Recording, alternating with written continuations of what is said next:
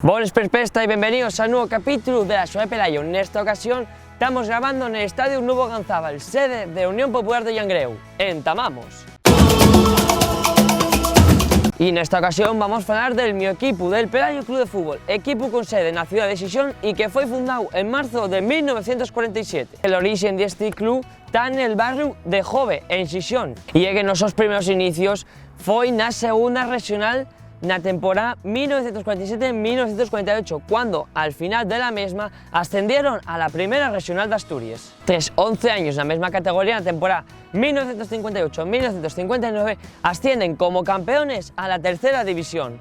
Y en esta categoría el so mayor puesto y un quinto puesto en la temporada 1961-1962. No todos son buenas noticias, ya que en la temporada 1966-1967 descienden de la tercera división con 5 puntos, siendo colistas.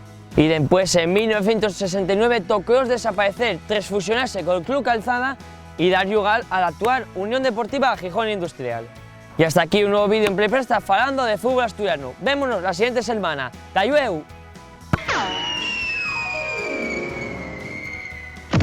¡Uy!